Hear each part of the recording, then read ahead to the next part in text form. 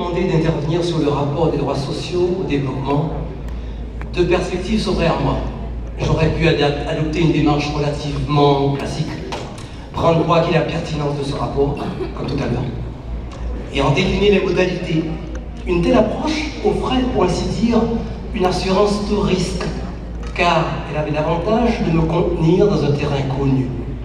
J'ai préféré, pour ma part, entreprendre une aventure intellectuelle incertaine, en problématisant le thème d'une manière moins scolaire, plus provocante, et en tentant de penser du coup dans les marges du discours dominant, de la doxa, comme l'appelaient les Grecs de ce joli mot, et donc en marge de l'opinion commune. S'il semble justifié, en effet, de poser que les droits sociaux seraient vecteurs du développement, il n'est pas cependant illégitime de se demander à l'inverse si le développement n'a pas précisément pour vertu de créer les conditions de réalisation effective de ces droits. Cette question, qui peut s'apparenter à une simple hypothèse d'école, est pourtant grosse d'enjeux dans le réel. En gardant notamment en tête le référent haïtien, je voudrais suggérer ici l'existence de ce que j'appelle une dialectique ambiguë qui se pose dans les termes suivants. Les difficultés à actualiser les droits sociaux ne sont-elles pas justement dues au faible niveau de développement, ou bien l'établissement juridique des droits sociaux n'est-il pas une condition de possibilité du développement? Alors, dans le dessein d'échapper à cette alternative qui oblige à choisir l'une ou l'autre option, il m'a semblé qu'une voie possible de sortie consisterait à changer de paradigme. D'où la position envisagée ici, qu'une telle dialectique ne peut être dépassée que dans la perspective de sujets porteurs de droits qui en font le moyen permanent de leur lutte revendicative. Dès lors, la question des droits sociaux et du développement paraît indissociablement liée à une dynamique de combat. L'objectif ultime d'une telle réflexion est d'inviter à un dialogue interdisciplinaire susceptible de permettre une meilleure prise sur le problème, tant il est vrai que les frontières entre les sciences juridiques et les sciences sociales apparaissent labiles. Pour conduire cette démarche, je chercherai à inscrire ma réflexion dans une perspective à trois paliers.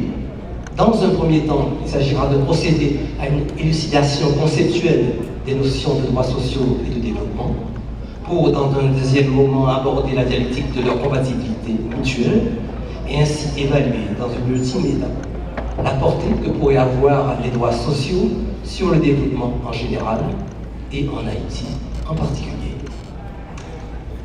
Pour académique que puisse paraître l'exercice qui consiste à revisiter les notions des droits humains et du développement, il n'en est pas moins nécessaire. En effet, le cadre conceptuel des droits humains se révèle à l'analyse relativement incertain.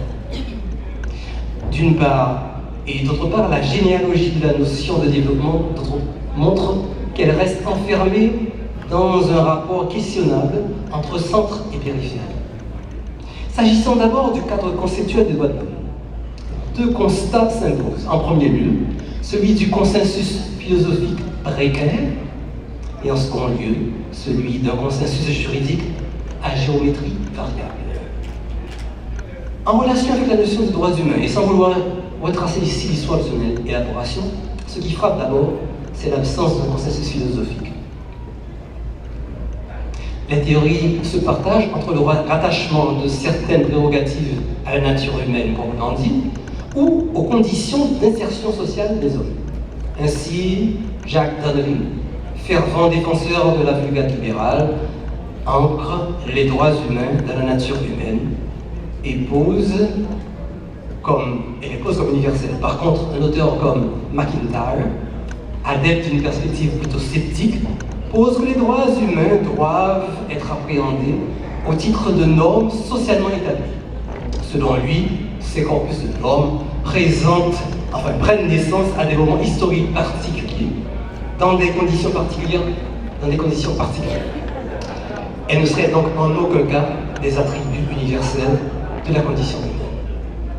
Par ailleurs, l'universalité postulée des droits humains est remise en cause par certains auteurs en raison de son ancrage géographique.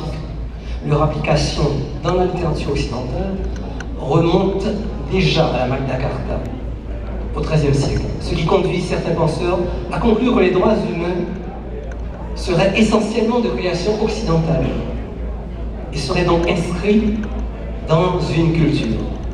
Ainsi, Robert Redley, dans un ouvrage intitulé The Discourse of Human Rights in China, paru en 1999, a, dans ce registre, entrepris de dégager les composantes d'une tradition philosophique différente des droits humains, basée sur le sens de la communauté, pour illustrer la perspective chinoise. S'ajoute enfin à la remise en cause de la prétention à l'universalité des droits, l'idée d'un certain impérialisme qui sous-tend leur expansion.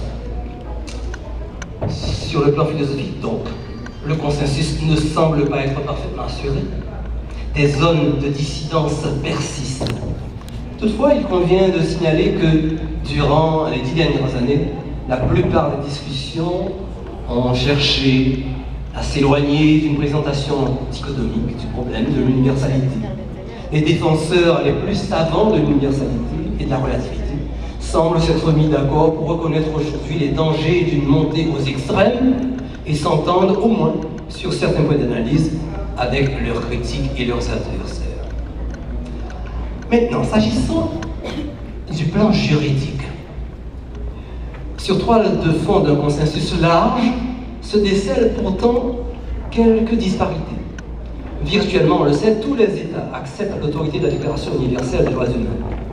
Le premier paragraphe opératoire de la Déclaration des droits humains, du programme d'action de la Convention mondiale des droits humains de Vienne de 1993, pose explicitement que la nature universelle de ces droits et libertés contenus dans les instruments légaux internationaux fondamentaux n'est pas en cause. Pour les besoins des relations internationales, d'ailleurs, les droits humains aujourd'hui signifient globalement les droits contenus dans la déclaration. Ces droits ont été développés dans une série de traités ratifiés par plusieurs pays. Aujourd'hui, plus de 160 États ont ratifié les 6 principaux traités relatifs aux droits humains. Et le taux de ratification, donc, représente un pourcentage de près de 90%. Dans un autre registre, les mouvements en faveur de la justice sociale et d'opposition politique adoptent le plus souvent le langage des droits humains. Un nombre important de questions internationales allant de la migration à l'accès aux produits pharmaceutiques, notamment, sont saisies comme des problèmes de droits humains. Si donc protéger les droits humains reconnus est de manière croissante une condition d'entrée en légitimité politique, en définitive, le droit international des droits humains demeure contingent et relatif dans l'exacte mesure où il dépend largement de la décision des États de traiter la Déclaration universelle et les traités comme contraignants. Il pourrait s'agir donc d'une décision circonstancielle. D'ailleurs, les États qui violent systématiquement les droits humains, internationalement reconnus, ne perdent pas pour autant nécessairement leur légitimité en droit international. Exception faite des cas de génocide, la souveraineté étatique en dernière instance l'emporte sur les droits humains. Toutefois, s'agissant des droits dits de la seconde génération, il faut noter que leur validité suscite un dissensus sensible. Certaines autorités étatiques, des institutions judiciaires, des commentateurs ont ainsi été jusqu'à soutenir la position selon laquelle les dispositions du pacte de 1966 n'auraient en définitive que valeur de principe visant essentiellement à guider l'action étatique dans les domaines économiques, sociaux et culturels. Alors, si le concept des droits humains, et en particulier des droits de la seconde génération, ne jouit pas d'une uniformité de vue, la notion de développement n'est pas non plus épargnée par ce que Paul Ricoeur nommait le conflit des interprétations. Pas plus qu'il n'échappe d'ailleurs à certains biais associés à son origine. On sait qu'il y a une opposition très forte entre le modèle dit libéral